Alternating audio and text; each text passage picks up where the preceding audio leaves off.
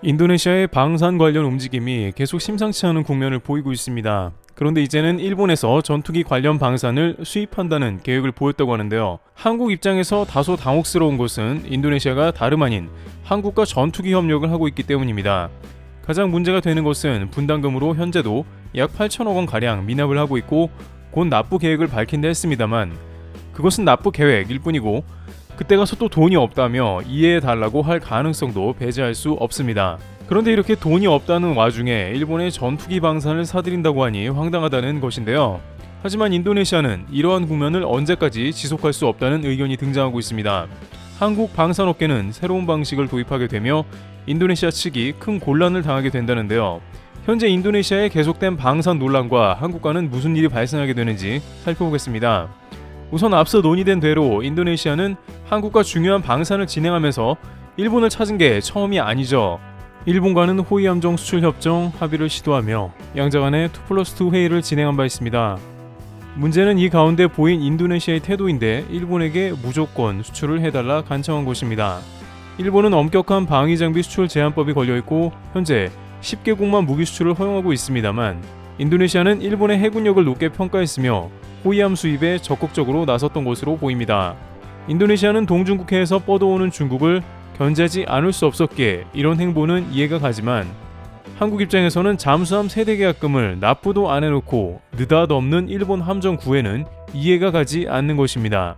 게다가 잠수함은 막상 프랑스의 나발그룹의 것을 수입하기 위해 움직이고 있는 것으로 보입니다. 최근 인도네시아는 프랑스와의 방산 협력을 늘려나가는데 물론 그것은 자기 마음이긴 합니다만 한국과의 잠수함 계약 파기는 물론이고 KF-21 대신 라팔 전투기를 구매 계약한 것에 더해서 최근에는 카타르에 30년 된 미라주 전투기를 9천억 원가량 들여오려는 움직임도 보이고 있습니다.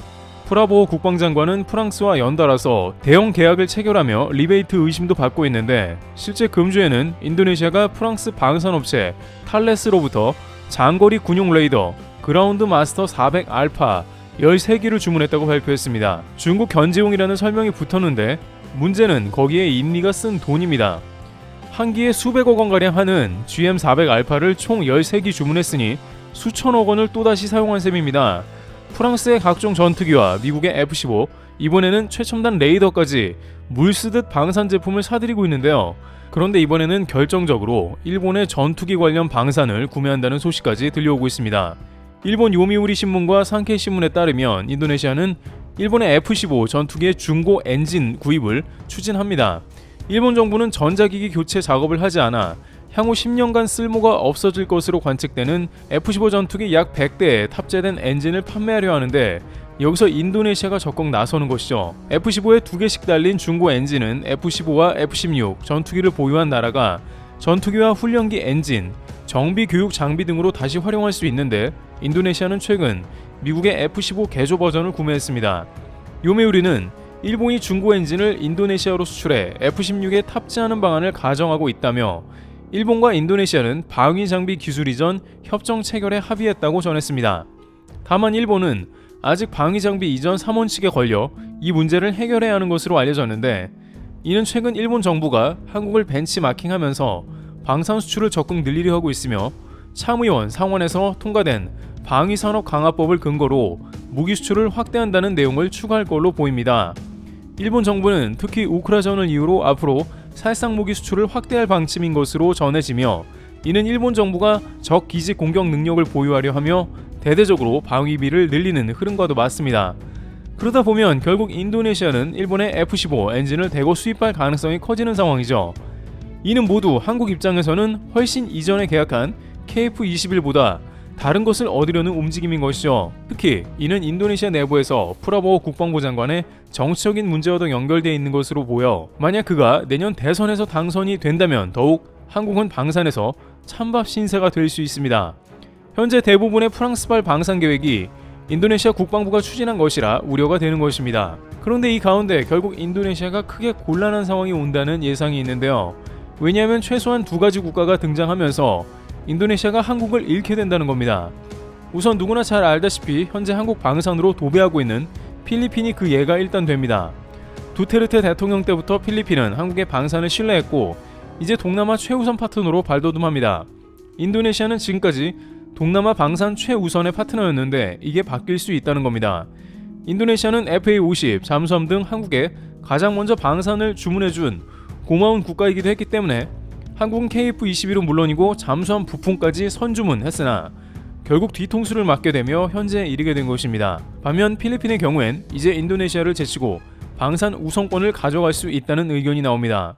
두테르테 대통령은 필리핀에는 비싼 미국산 무기보다 곧바로 적을 대응할 수 있는 적절한 무기가 필요하다 했으며 그 과정 가운데 한국산 무기를 대거 채용했습니다. 중국을 몰아내는데 물량도 필요했기 때문이죠. 중국은 필리핀의 스프레들리 군도를 차지하고 자신의 영토로 기정사실화한 모습이 나왔습니다. 두테르테 대통령은 친중 정책으로 오락가락하는 모습을 보이면서 여론의 문매를 맞은 바 있습니다만 다행히 대통령을 제외하고 국방부 장관 등 모든 참모들과 여론은 반중 여론이 매우 거셌던 것이 작용했습니다. 한국항공우주산업 카이는 지난 2017년 4월에 FA-50PH 12대를 모두 필리핀에 인도한 바 있으며 이후 필리핀 국방부는 이슬람 반군 소탕 작전인 마라위 전투 등의 FA-50PH를 투입했는데 이 전투기의 정밀 폭격 가운데 매우 큰 성과를 얻고 필리핀 군에서는 한국에 대한 지지를 본격화했습니다. 당시 두테르테 대통령은 사우스 코리아 메이드 전투기가 폭탄을 퍼부어 테러리스트를 모두 소탕했다라면서 매우 만족했으며 해당 기종에 대한 추가 도입을 검토하는 등 한국과 방산 밀착 외교가 강화된 것입니다. 바로 이렇게 한국 제품을 실전에 투입하면서 적절하게 사용하는 것이 가장 바람직한 모습인 것인데요. 한국에서 필리핀을 생각할 때는 필리핀 관광지나 총기 소지 문제로 위험하다는 인식이 배어 있지만 필리핀 행정 내각은 다행히도 이런 문제에 있어 선진적인 모습을 보이고 있었던 것입니다. 2019년 하나 디펜스는 필리핀에 장갑차 8대를 발주한 것 중에 4대를 납품했다고 밝혔는데 이 과정 가운데 600억 원 규모로 체결한 금액을 필리핀은 모두 바로 대금을 결제한 것으로 전해집니다. 또한 필리핀은 미국과 한국의 장갑차를 놓고 공정하게 심사한 가운데 한국의 손을 들어준 모습이었습니다.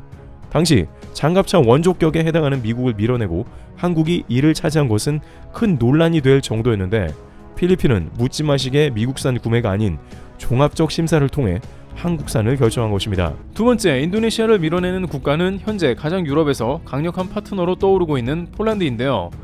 현재 일각에서는 폴란드가 한국에 1, 2차에 걸쳐서 1차엔 12조 원, 2차에 20조 원을 빌려간다면서 자칫 폴란드에 돈을 못 받지 않겠느냐는 우려가 나오며 폴란드 방산에 대한 부정적 의견이 나오고 있는 모습인데요. 그러나 이에 대해서는 또 다른 전망이 나오고 있으며 한국의 대반전 카드가 될 수 있다고 합니다. 우선 폴란드는 한국의 KF-21의 차세대 블록 사업을 인도네시아 대신에 줄 수 있다는 의견을 제기합니다. 최근 폴란드 국영 방위산업체인 PGG의 세바스찬 흐바이크 회장이 방한했을 때 비공식적으로 회의를 한 것이라고도 언급했습니다. 다만 정식 제안이 오면 구체적인 협력을 하겠다고 했습니다. 이에 대해서 협력을 강화할 수밖에 없는 상황이라고 밝히면서 의미심장한 말을 남겼습니다. 즉 하이 측 역시 인도네시아에서 지지부진하면 폴란드로 전환을 열어놨다는 이야기입니다. 그동안 관계자 등이 인리 때문에 속이 타들어간다는 말을 전할 정도로 대금 문제로 마음고생이 심했는데 특히나 그것은 매우 현실적인 문제로 연결되고 있으며 인도네시아가 한 말을 자세히 들여다봐야 한다는 겁니다. 인도네시아는 약 1조 7천억을 분담해야 하지만 현재 총 누적 3천억 원만 겨우 납부한 상황입니다. 하지만 인도네시아가 한국에 제시한 것은 이는 어디까지 납부 통보 계획에 지나지 않습니다. 지금까지 조코이 대통령을 비롯해 다양한 고위 관계자가 납부하겠다고 이야기했습니다만 지난 2월에 입금된 금액은 겨우 270억가량으로 터무니없이 모자라는 금액이 되는 겁니다. 본래 인도네시아는 시간을 끌면서 지켜보고 중간에 잠수함 계약도 파토내는 등 문제를 일으켰으나 폴란드가 작년에 보여준 K방산과의 계약 체결과 즉시 대금 납부 등은 인도네시아 입장을 곤혹스럽게 했고 이는 폴란드와 인리가 비교 대조군이 되면서 심리적으로 크게 압박을 느낀 상황이 된 것입니다. 하지만 이제 시제기 5호기까지 등장하고 대부분의 시험이 효과적으로 잘 이루어지자 시제기부터 받을 생각이 들면서 이러지도 저러지도 못한 상황에 빠진 것으로 추측됩니다. 또 앞서 폴란드가 한국에 30조 원이나 넘게 빌려서 한국이 위험한 게 아니냐는 의견이 나옵니다만 방산 파이낸싱은 장기전이고 폴란드의 경제 수준상 한국이 장기적으로 못 받을 돈은 아니라는 것이죠. 또한 폴란드는 동유럽의 수출기지로 한국과 자동차, 2차 전지 등 미래 사업을 규모 있게 진행합니다. 특히나 앞으로 우크라이나 재건 사업을 통해서 가장 막대한 수익을 벌어들일 게 폴란드이므로 당장 국방 재정이 모자란 것은 문제가 될 수 있지만 앞으로 수입이 많을 나라로 분류가 되고 있습니다. 따라서 이 가운데 KF-21 사업까지도 추진이 된다면 인도네시아는 밀릴 수밖에 없다는 이야기입니다. 인도네시아는 이런 곳에 불쾌해하며 KF-21 시기 탑승을 연출하며 현지에서 대대적으로 홍보하고 있습니다만 현재와 같은 방산 행태가 반복이 된다면 결국에는 배제가 된다는 의견이 등장하고 있습니다. 트래블TV였습니다. 감사합니다.